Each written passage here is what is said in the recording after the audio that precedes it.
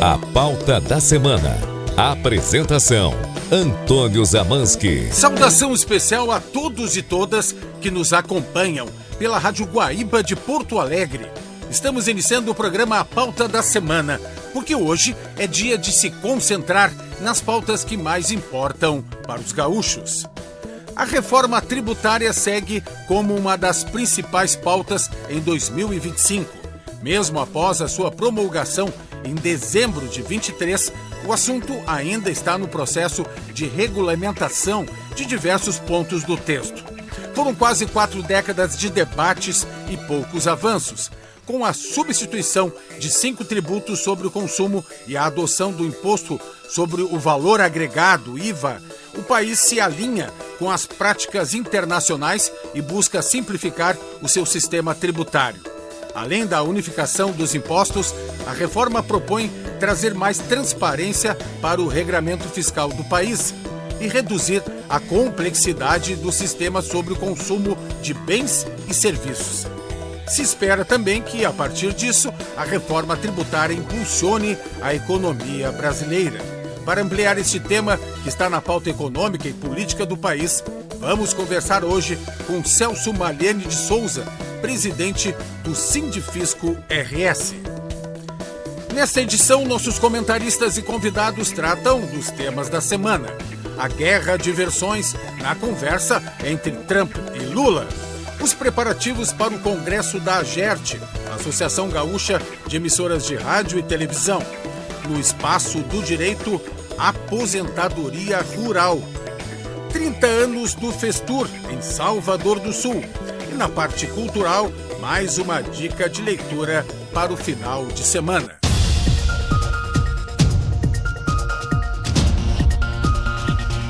A reforma tributária que institui um novo sistema tributário sobre o consumo do Brasil, baseado no IBS, que é o Imposto sobre Bens e Serviços, e na CBS, Contribuição sobre Bens e Serviços, se discute intensamente sobre as possibilidades de melhorias no sistema tributário, onde muitos pontos ainda precisam de regulamentação. Entre as principais inovações se destaca a criação do Comitê Gestor do IBS, que é o órgão responsável por arrecadar, gerir e distribuir a receita entre estados e municípios, entre outros pontos. Por isso, o contato agora é com o Celso Malhene de Souza, que é presidente do Sindifisco do Rio Grande do Sul, o Sindicato dos Auditores Fiscais da Receita Estadual. Seja bem-vindo à Rádio Guaíba, doutor Celso, boa noite. Saudações, Antônio. Vamos começar falando, então, dos desafios, né, desta importante reforma, que é a tributária, que está ainda tramitando no Congresso, interessa a todos nós brasileiros, a todos nós gaúchos. Eu queria saber do senhor como está vendo este processo, né, e os desafios agora nesta fase de regulamentação. Por gentileza, doutor Celso. Então, Antônio, nós estamos num momento importante, né, para a sociedade brasileira como um todo, que é um momento de atualização do processo tributário de consumo no Brasil, seguindo o exemplo dos demais países do mundo, onde os impostos de consumo são cobrados sempre no destino, ou seja, onde os produtos e mercadorias são consumidos. Esse é um processo que já vem no Brasil avançando há algum tempo e, neste momento, ele representa uma evolução de algumas propostas de emenda à Constituição que vieram já rodando há praticamente 10 anos, que é a PEC 293, depois veio a PEC 110, ambas do Senado, e a PEC 45 na Câmara. A consolidação desses textos resultou na aprovação da emenda constitucional 132 em dezembro de 2023. Imediatamente ao início de 2024, vieram as leis que regulamentam inicialmente o funcionamento dessa emenda, a Lei Complementar 214 de 2025, que regulamenta o IBS e a CBS, e, por fim, agora, o projeto de lei complementar 108 de 2024, que regulamenta a governança, funcionamento do comitê gestor, o contencioso, o rateio de receitas e uma série de outras regulamentações necessárias para o bom funcionamento dos novos impostos. Evidente que a proposta central desses impostos envolve a substituição da cobrança do imposto na origem, como é hoje. Sim. Hoje, eu vou dar um exemplo, estamos no Rio Grande do Sul, eu produzo os produtos aqui e cobro o imposto na origem, onde eles são produzidos. Para o destino, no futuro, que o imposto será cobrado onde os produtos serão vendidos. Isso vai exigir um período de transição bastante grande para evitar um impacto nas economias das unidades da federação. Isso porque cada economia tem uma estrutura produtiva hoje que lhe proporciona uma receita. Inclusive, essa estrutura produtiva que recolhe impostos e proporciona essa receita, muitas vezes ela é muito incentivada através do mecanismo incentivo fiscal, né, que se transformou em um mecanismo de atratividade para empresas nas diversas unidades da federação. Pois bem, com o novo sistema tributário de consumo, o incentivo fiscal, do ponto de vista genérico, ele desaparece. Restam apenas algumas coisas pontuais. Mas essa guerra fiscal que existe hoje, ela é eliminada pelo novo sistema. Por quê? Não adianta eu concentrar muitas indústrias aqui para arrecadar receita, porque a receita vai ser arrecadada onde elas venderem o seu produto. Sim. Então, eu tenho que ter um bom potencial de consumo para gerar receita para mim. No momento seguinte, nós vamos falar de como operacionalizar essa mudança. Eu vou te dar um exemplo. Imagina São Paulo. São Paulo é um mundo da indústria. São Paulo tem uma receita enorme porque ele gera muita produção. No futuro, São Paulo vai ter receita a partir do seu consumo e não mais da sua produção. Isso vai provocar um baque enorme nas receitas das diversas unidades da federação. Sim. Doutor Celso, do ponto de vista de quem está nos acompanhando, né, pessoas, né, servidores, funcionários assalariados, empresários, o quanto a gente pode... né... Tributário mais eficiente e mais equilibrado. Mais eficiente, sim, né, porque se eu vou cobrar no destino, eu vou ter que ter um controle mais centralizado da venda de mercadorias. E a própria mudança toda, especialmente com a cobrança no destino e com a cobrança em cada etapa do imposto, vai reduzir processos de sonegação e vai trazer uma maior organização para o sistema. Mas, acima de tudo, onde a riqueza é movimentada, então você tem um grande centro urbano, onde a riqueza toda é movimentada, mas ele não tem indústria. Esse centro urbano está fadado a ter uma arrecadação reduzida. No futuro, não. No futuro, onde a riqueza é movimentada é onde vai ficar o imposto. Por quê? Porque ao final desse período de transição dos impostos, que durará 50 anos, Antônio. Então, vamos lá. Essa primeira parte, que é a transição de um imposto para um novo imposto, a transição entre impostos vai até dezembro de 2032. Lá, vamos, em grosso modo, acaba o CMS entre o IBS. Tá? Mas aí, para fazer a transição da cobrança da origem que eu tenho hoje para o destino, que é onde a mercadoria é vendida, para fazer essa transição integral, são 45 anos. Tá? Muito tempo. E a maior função nesse processo, o maior responsável por gerir esse processo é o comitê gestor. Então, se haverá uma melhoria com relação à distribuição de renda através de impostos, sim, creio que sim, porque onde a riqueza é gerada e onde o produto é consumido é onde ficará o imposto. Se haverá uma maior operacionalização e segurança na cobrança dos impostos e nas diversas etapas, sim, creio que sim. Nós teremos um controle muito mais, eu vou chamar de integrado, através do comitê gestor. Essa é a minha avaliação. Nesse processo, então, para a gente finalizar, porque está no processo ainda de regulamentação de vários pontos, quais são os maiores desafios daqui para frente, na sua opinião? Na minha avaliação, os maiores desafios em seguida, você conseguir ajustar a receita das unidades da federação, a receita atual, que é obtida com a cobrança na origem, a nova receita que vai gradualmente ser obtida com a cobrança no destino. Qual é o mecanismo para viabilizar isso? O comitê gestor passa a ser o único responsável pela arrecadação. A arrecadação é do comitê gestor. Ele, de posse de toda a arrecadação feita, subtraída algumas questões como cumulatividade, como créditos a serem devolvidos imediatamente, tudo já na fase do comitê gestor, ele vai redistribuir essa receita arrecadada nacionalmente a partir de índices médios de histórico de arrecadação do imposto de consumo no território nacional.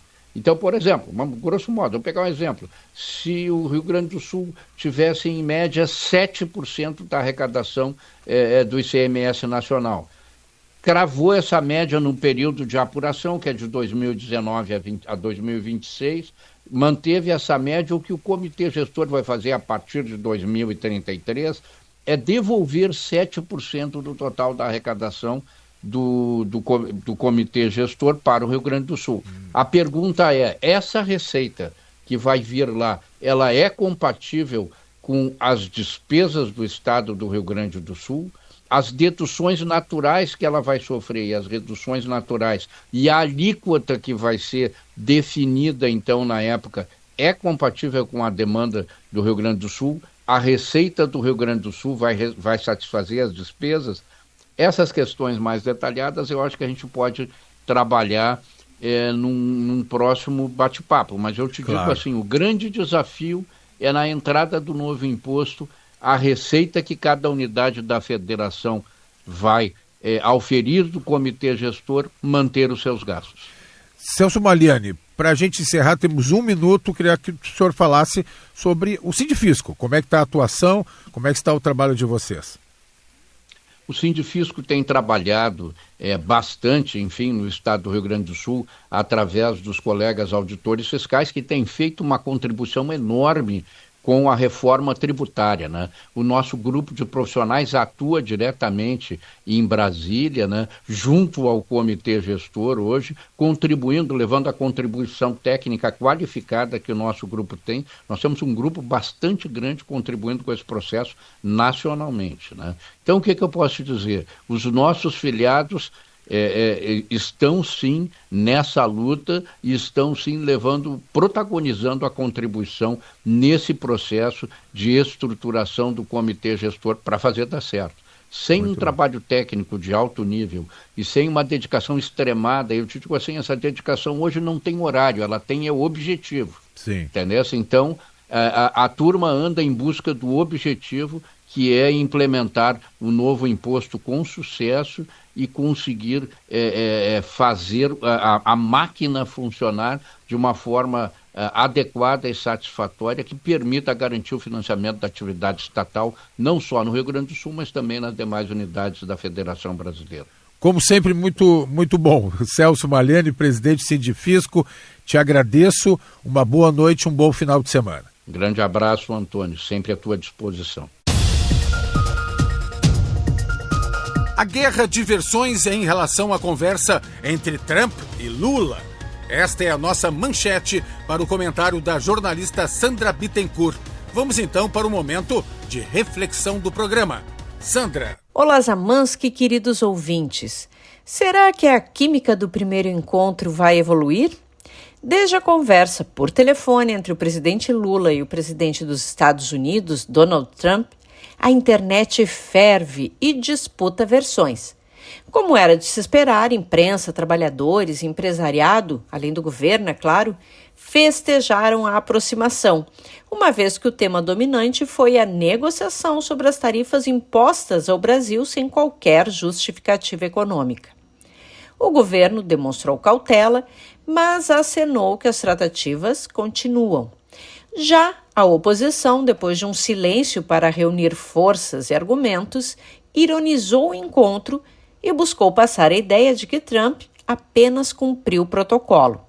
O grande trunfo ou esperança manifestada nos canais bolsonaristas é o secretário Marco Rubio ter sido designado como negociador, já que ele seria um interlocutor de Eduardo Bolsonaro e demonstra ser um colaborador bastante ideológico do governo trumpista. Apenas na última segunda-feira, dia da reunião, mensagens como essa alcançaram potencialmente 1 milhão de usuários em 613 grupos públicos de mensageria, segundo dados da Palver, empresa parceira da Lupa, no monitoramento de mais de 100 mil comunidades digitais. As mensagens também destacaram o fato de o republicano não ter citado o ex-presidente Jair Bolsonaro na chamada com Lula, o que é explorado tanto por aliados de Lula quanto por críticos. O problema para o grupo que empreende as sanções contra o Brasil como meio para chantagear STF e Congresso pela anistia aos golpistas é que a reunião aconteceu depois que Trump já havia comentado da excelente química com Lula depois do rápido encontro na ONU. Eduardo Bolsonaro garante que se trata de uma armadilha e ainda sonha com o endurecimento das medidas contra o Brasil até que o julgamento e a prisão do seu pai sejam revogados. Até pode ser, mas em postagem na sua rede social, o presidente norte-americano afirmou que a ligação foi muito boa. Abre aspas. Teremos mais conversas e nos encontraremos em um futuro não muito distante, tanto no Brasil quanto nos Estados Unidos. Gostei muito da ligação. Nossos países vão se dar muito bem juntos. Fecha aspas. Restou aos políticos do bloco bolsonarista enviar mensagens dizendo que Lula arregou e não teve coragem de enfrentar Trump presencialmente na Casa Branca. Mas na internet, esse assunto não é o mais badalado nesta última semana.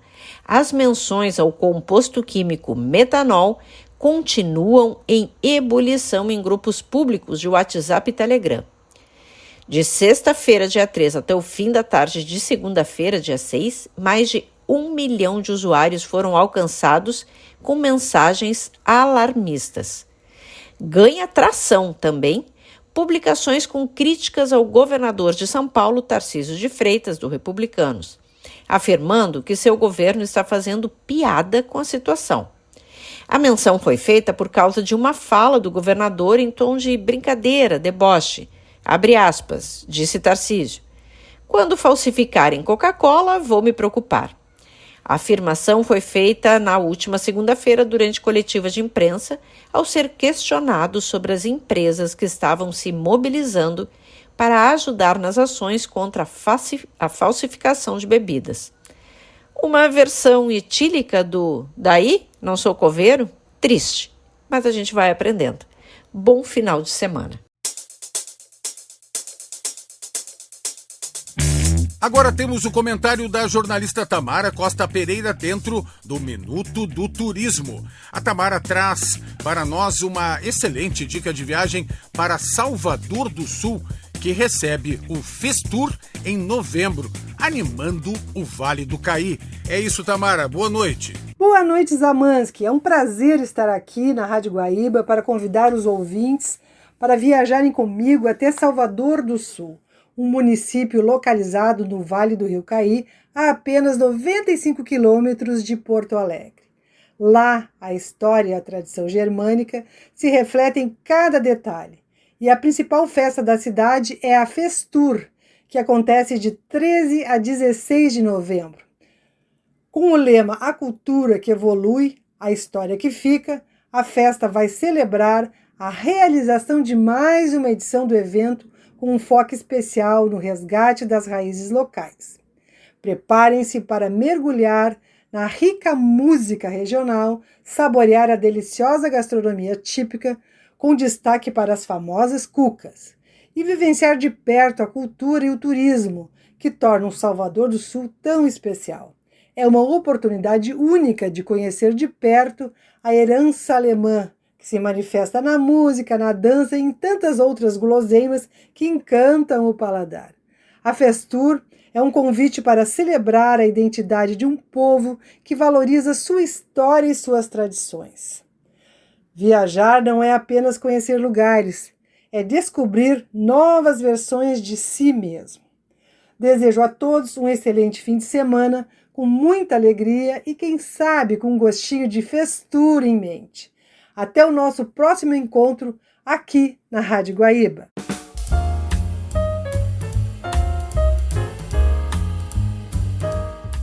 Agora, no Espaço do Direito, o comentário da advogada Ângela von Millen, que fala sobre o tempo de trabalho rural na aposentadoria.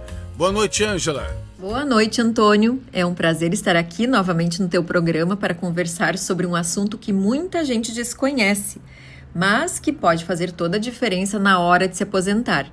É o aproveitamento do tempo de trabalho rural para fim de aposentadoria. Muitas pessoas que nasceram ou viveram no interior, que ajudaram desde muito cedo nas atividades da agricultura, não sabem que ainda é possível contar esse tempo para aposentadoria. E esse reconhecimento, além de antecipar a aposentadoria por tempo de contribuição, pode ainda melhorar o valor do benefício. O INSS tem computado o tempo rural desde os 8 anos de idade em muitas situações, e às vezes até antes. Claro que é preciso ter a devida comprovação. Sem provas, o INSS não reconhece o tempo. E é importante trazer aqui a informação de que, para fins de aposentadoria por idade, é possível unir o tempo de trabalho rural com o tempo de trabalho urbano. Então, a pessoa que trabalhou no campo por algum tempo e depois foi trabalhar na cidade, em alguma indústria, ou pagou o carnê e depois voltou para o campo, ou talvez até não tenha voltado, pode somar esses 2 períodos, esses 2 tempos de contribuição, e atingindo a idade de 62 anos a mulher e 65 anos de idade o homem, é possível obter a aposentadoria por idade que se chama de híbrida, que une o trabalho rural com o urbano, tendo que somar 15 anos de contribuição no total. É importante lembrar, Antônio, que o tempo rural para ser computado na aposentadoria deve ser comprovado. Essa prova se faz com documentos da época, por exemplo, talões de produtor, de comercialização de produtos, fichas de sindicato, escritura do imóvel, atestado escolar mostrando que a pessoa residia no meio rural, certidão de nascimento de irmãos mais novos que comprovam que a família vivia no interior, os pais eram agricultores, comprovantes de financiamentos ou empréstimos bancários, tudo voltado ao tempo vivido na agricultura. Essas provas são todas complementadas por uma declaração que é assinada pelo próprio segurado, onde ele dá detalhes da época do trabalho. Então, quem tem trabalho rural, é importante que seja feita uma análise prévia, um planejamento para que esse pedido de aposentadoria com a inclusão do tempo de atividade agrícola seja deferido pelo INSS. Como eu sempre digo, Antônio, cada caso é um caso. Um bom planejamento previdenciário e uma organização prévia da documentação traz com certeza mais segurança e tranquilidade no momento da aposentadoria. Um abraço e boa noite a todos.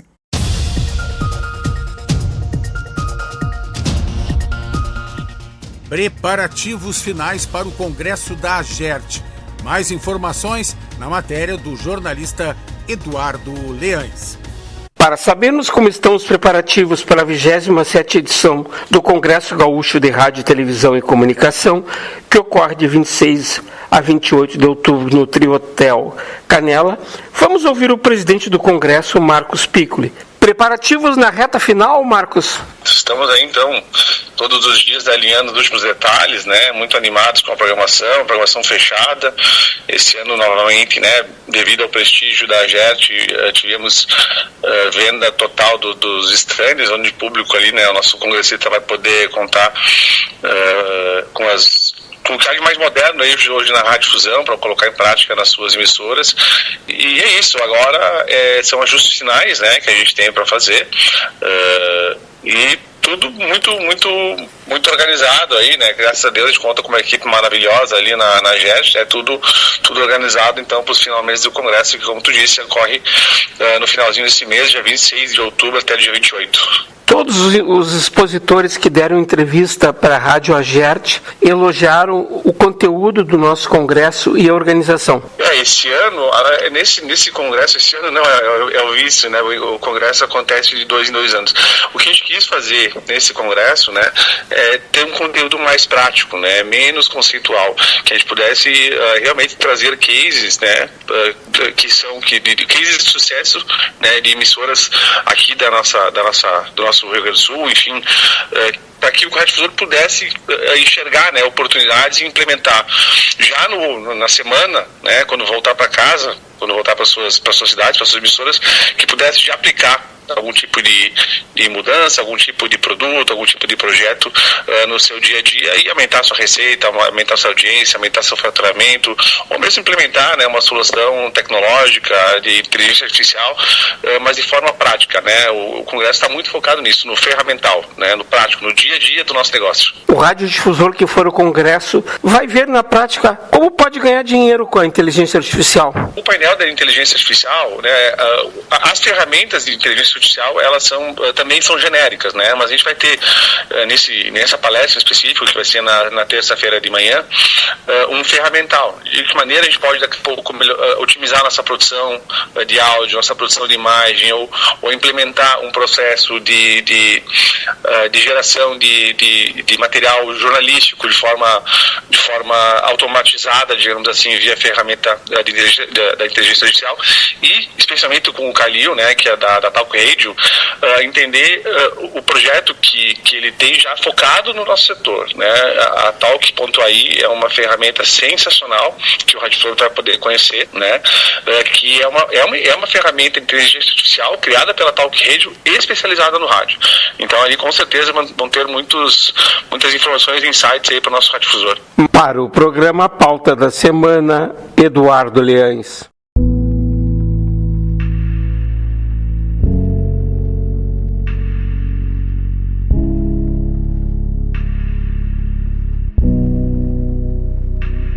Tudo que uma mulher quis dizer aos homens.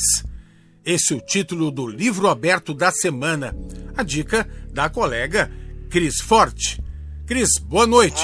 Muito boa noite, Zamansky. Saudação especial às guaibeiras e aos guaibeiros que nos prestigiam neste início de final de semana. Hoje, Dia Nacional de Luta contra a Violência à Mulher, Livro Aberto visita as páginas do livro Tudo o que uma Mulher Quis Dizer aos Homens, da advogada e escritora Leila Damasceno. Esta obra é, na verdade, um convite à escuta. Em suas páginas, o chamado Sexo Frágil revela, com coragem e com delicadeza, sentimentos, verdades e segredos que tantas vezes ficaram guardados por medo, silêncio ou pura convenção. É um desabafo, mas também um diálogo. Fala de amor e de dor, de desejos e frustrações, de cumplicidade e de distâncias. Não se trata de acusações, mas de um chamado à compreensão entre universos que, embora distintos, se buscam e completam. Cada capítulo é um reflexo das vozes de tantas mulheres que, ao longo da vida, desejaram ser ouvidas plenamente, mas nunca se permitiram ir além de suas próprias gargantas. Tudo o que uma mulher quis dizer aos homens é um livro para homens que querem entender mais sobre o universo feminino, para mulheres que querem se reconhecer e, sobretudo, para todos que acreditam no poder transformador da palavra sincera. Como eu sempre digo, dedicar um tempo à leitura pode significar um salto quântico aos nossos projetos de vida. Uma excelente leitura e um excelente final de semana. Nos encontramos no próximo livro aberto. Toda semana nós temos as pautas do mundo que repercutem nas nossas vidas e as pautas da semana que fazem a nossa conexão com o mundo. Estamos encerrando o programa de hoje, que teve nos trabalhos técnicos Luciano Vargas e Cleiton Lopes, e na mesa de áudio Daniel Zucco. Uma boa noite, um excelente final de semana a todos os ouvintes da nossa Rádio Guaíba. A gente se encontra na semana que vem. Até lá! Você ouviu a Pauta da Semana.